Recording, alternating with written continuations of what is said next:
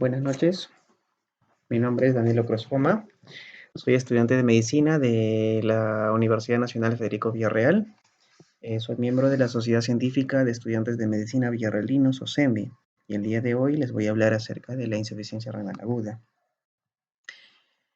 Partamos de la definición. Se define como la disminución de la capacidad que tienen los riñones para eliminar productos nitrogenados de desecho, la cual va a ser instaurada en pocas horas y puede llegar a días. Una segunda definición que he recogido del libro de semiología del Argente la define como un deterioro agudo y abrupto que se instala en horas o días, potencialmente reversible de la función renal y que se expresa por un aumento de creatinina mayor del 50% de su nivel basal.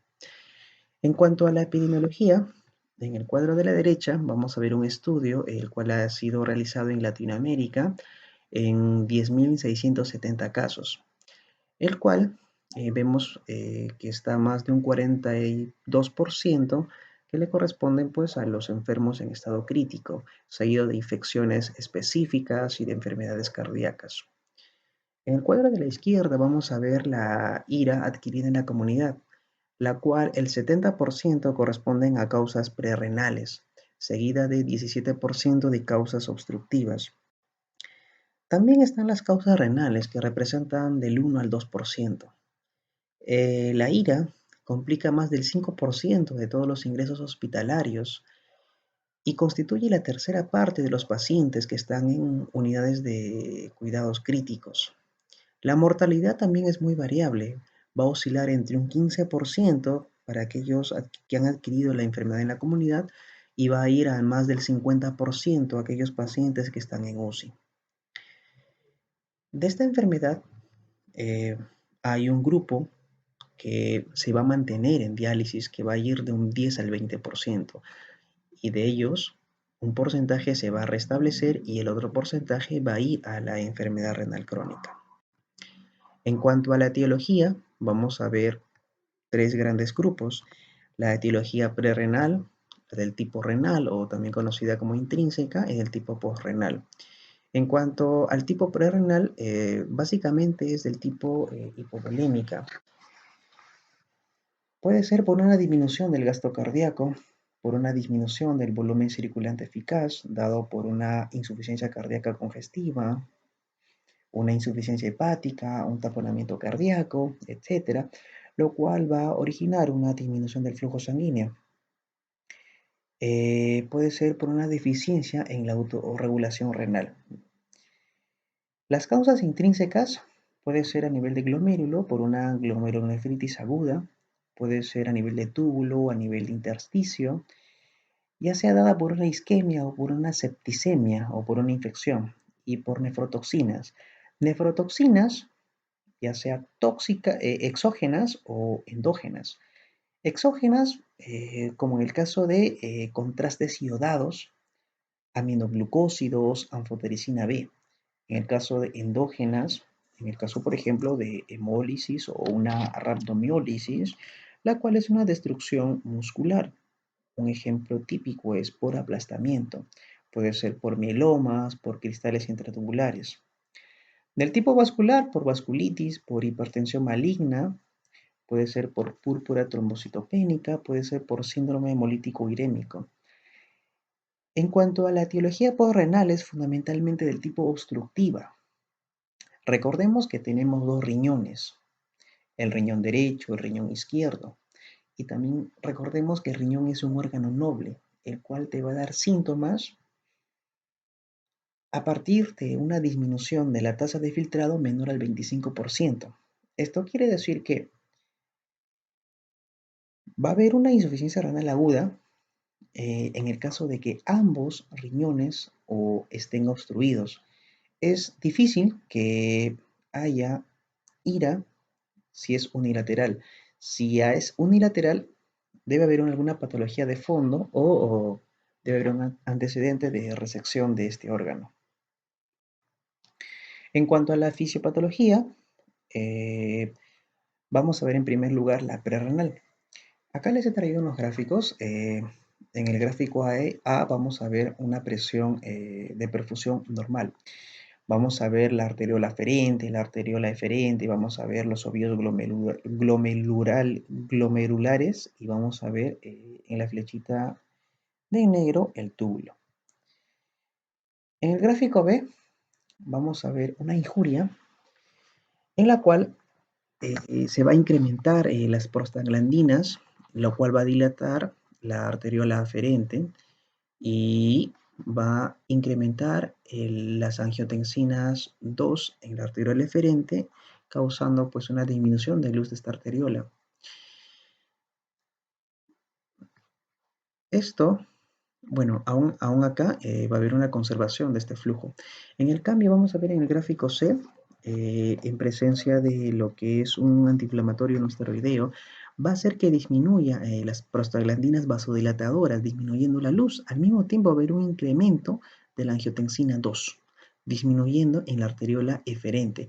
Por lo tanto, va a haber una restricción o una disminución del flujo sanguíneo a lo que es el glomérulo y eso se va a traducir en una disminución del flujo.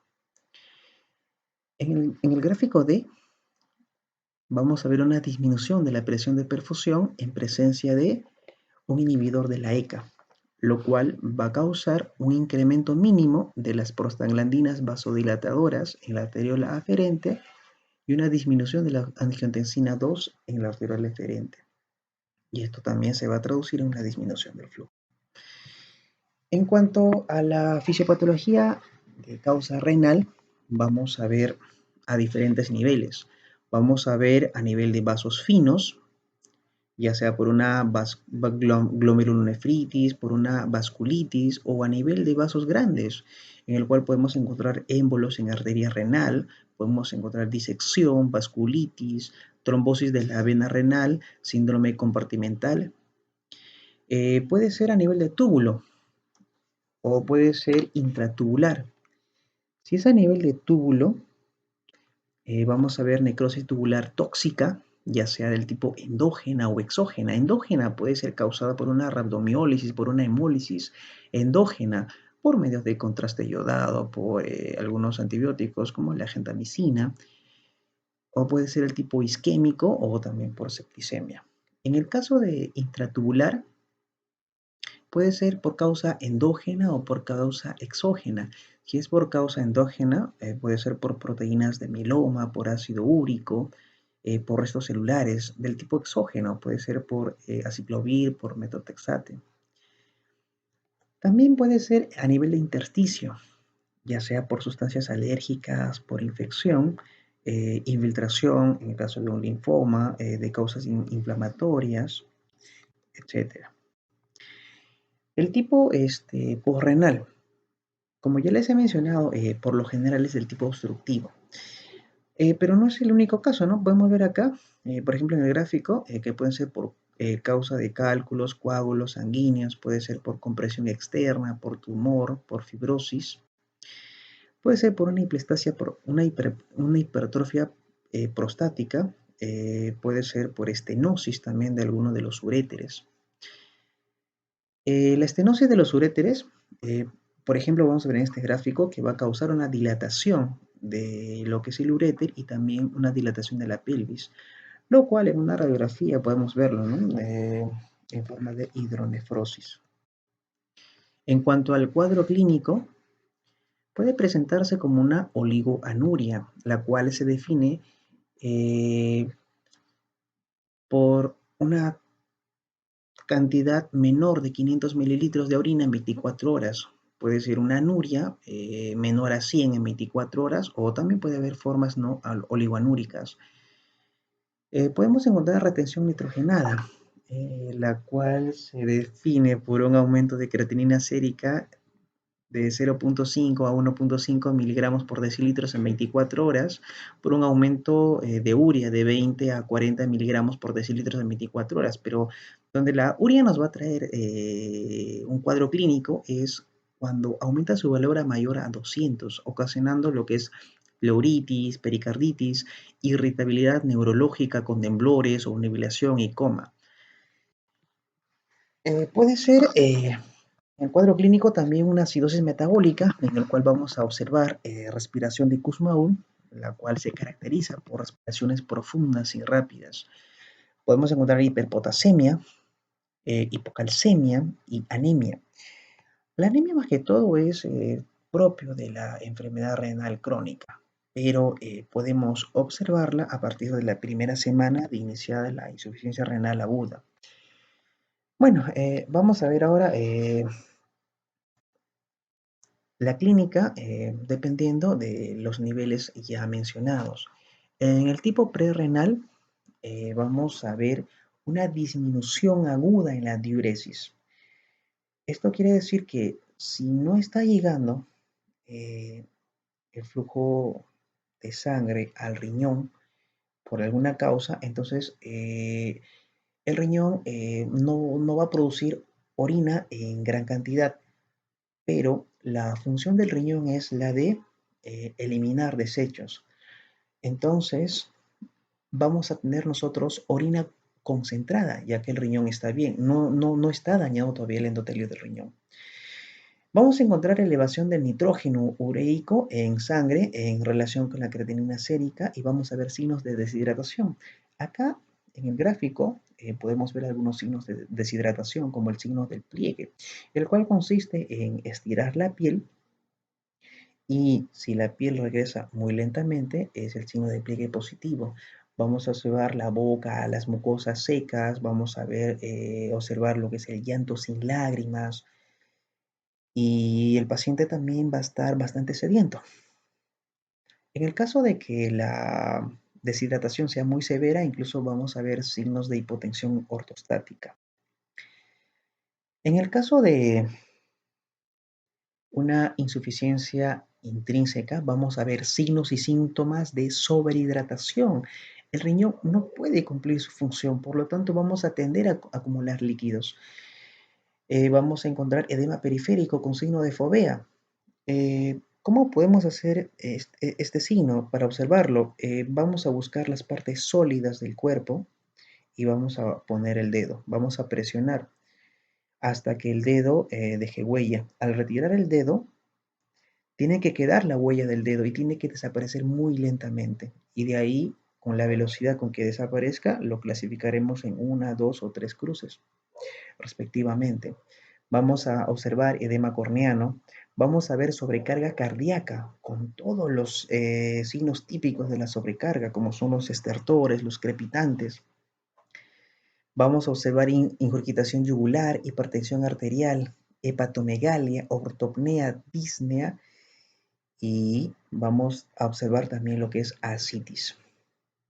En el caso de la insuficiencia renal postrenal, vamos a observar lo que es anuria, que es la forma primariamente obstructiva. En cuanto al diagnóstico, es fundamental observar lo que es la historia clínica. Tenemos que buscar antecedentes alérgicos y de toma de fármacos tóxicos. Si ha habido contactos con productos tóxicos, existencia de gastroenteritis, drenajes abundantes, sangrados, signos o síntomas de un tercer espacio, ahondar en antecedentes vasculares como arteriosclerosis, exploraciones radiológicas invasivas o con contraste iodado, arritmia cardíaca. Hay además indagar sobre cirugía reciente, posibles gestaciones o complicaciones obstétricas recientes, clínica prostática, hematuria macroscópica, cólicos renales o expulsión de piedras o arenillas. También indagar sobre datos que sugieran procesos linfoproliferativos o tumorales, traumatismos recientes, signos o síntomas de patologías infecciosas y análisis epidemiológico. Una vez visto esos posibles antecedentes y cuando los parámetros urinarios están establecidos, vamos a buscar mediante ecografía. Mediante ecografía vamos a encontrar algunos patrones ecográficos que nos van a indicar riñones pequeños. En caso de encontrar riñones pequeños, es muy posible que haya habido una enfermedad renal desde hace tiempo que no ha sido diagnosticado. Estamos hablando de una enfermedad renal crónica. Podemos encontrar signos de dilatación, lo cual nos va a orientar hacia una uropatía obstructiva. Bueno, esto no solo vamos a hacerlo con la ecografía, ¿no? Podemos hacer una tomografía axial, podemos utilizar una pilografía descendente, una pilografía retrógrada o una cistografía. En caso de que los riñones estén normales, hay que buscar causas renales, ya sean vasculares, glomerulares o tubulointersticiales. En caso de que es vascular, hay que buscar vasos grandes o hay que buscar vasos pequeños. El Doppler nos va a orientar ya sea pues a una arteriografía renal o hacia una flebografía. En caso de que sea una arteriografía renal, hay que hacerla en caso de que haya sospecha de infarto renal y una flebografía en caso de sospecha de una trombosis venosa renal. En cuanto a vasos pequeños, se puede hacer una biopsia, aunque no es muy recomendable hacer la biopsia por las posibles implicancias que puede llegar a tener. Si fuese una causa glomerular, se pueden hacer estudios serológicos. Se pueden buscar anticuerpos anticitoplasma de neutrófilo, o más conocido como ANCA, lo cual nos va a indicar una vasculitis de pequeño vaso. Se pueden llevar a frotis, en el cual podemos buscar esquistocitos, lo cual nos puede llevar, pues puede ser un indicativo de síndrome urémico hemolítico o de una púrpura trombótica. Podemos buscar incluso anemia, porque si hay anemia, incluso podemos buscar algún tipo microbiológico que puede estar gatillando. Puede ser una leptospira, una legionela, pueden ser enterobacterias. En el caso de túbulo intersticial, podemos buscar sustancias alérgicas, podemos buscar tóxicos o podemos buscar signos clínicos de daño isquémico. Muy bien, en este cuadro vamos a ver, ¿no?, algunas características que nos pueden orientar para diferenciar si es una causa prerrenal, una causa renal o una causa posrenal. Podemos ver, ¿no?, la relación entre urea y creatinina. Si es mayor a 20 en 1, es una causa prerrenal. Podemos orientarnos también con lo que es la osmolaridad. Como les he mencionado en un principio, la orina tiene que ser concentrada. Si es concentrada, quiere decir que el riñón está funcionando bien. Entonces, eso nos va a orientar a causa prerrenal. Como estamos observando acá, valores mayores a 500 miliosmol por kilogramo. Y lo que es menor, bueno, no se va a orientar a, pues, a lo que es causas renales o posrenales. Hay que buscar los sedimentos urinarios. El sedimento urinario normal nos orientará, pues, a una causa prerrenal. En cambio, si vemos cilindros hemáticos, cilindros granulosos, cilindros leucocitarios, hematíes deformes, leucocitos, eosinófilos, nos va a orientar a una causa renal. Una causa posrenal sería cuando observamos hematíes, leucocitos, cristales. A continuación vamos a ver la clasificación, la de Rifle, la cual es más comúnmente conocida. Y en la parte inferior vamos a ver una clasificación más actual, pero bueno, que todavía no se ha instaurado por completo.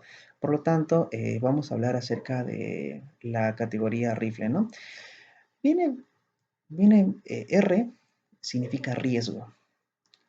Está en riesgo cuando el aumento de creatinina es del 1.5% de su valor, o cuando la tasa de filtración es menor a 0.5 mililitros por kilogramo por hora en 6 horas. Vamos a hablar de lesión cuando el aumento de creatinina sérica es mayor a 2 veces, o cuando la tasa de filtración es mayor al 50%, o cuando estamos viendo una disminución de orina menor a 500 mililitros por kilogramos en 12 horas. Vamos a hablar de fallo cuando el aumento de creatinina es mayor a 3 veces.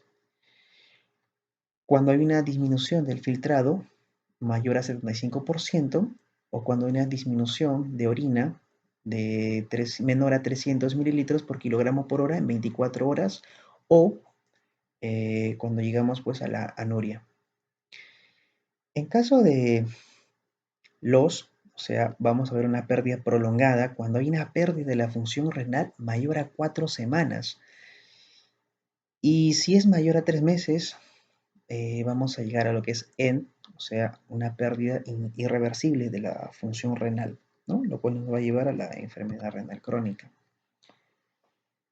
Muy bien, en cuanto al artículo científico, eh, he encontrado este artículo bastante interesante, lo cual nos habla de la injuria renal aguda en niños infectados con VIH. Hace una comparación de pacientes según el uso de terapia antirretroviral altamente activa. Bueno, ¿cuál es el objetivo de este estudio? Es evaluar datos clínicos y de laboratorio y lesión renal aguda en niños infectados por VIH que usan y no usan terapia antirretroviral altamente activa, o sea, targa, antes de la admisión. En este estudio, pues se han evaluado 63 pacientes y de ellos, a la conclusión que se llega es que la insuficiencia renal aguda es una complicación común de la infección por VIH pediátrica. El uso de targa antes de la admisión preservó la filtración glomerular y fue un factor protector para la insuficiencia renal aguda, pero aumentó los efectos secundarios de la medicación, tales como la hipopotasemia y la acidosis metabólica renal. Ok, muchas gracias.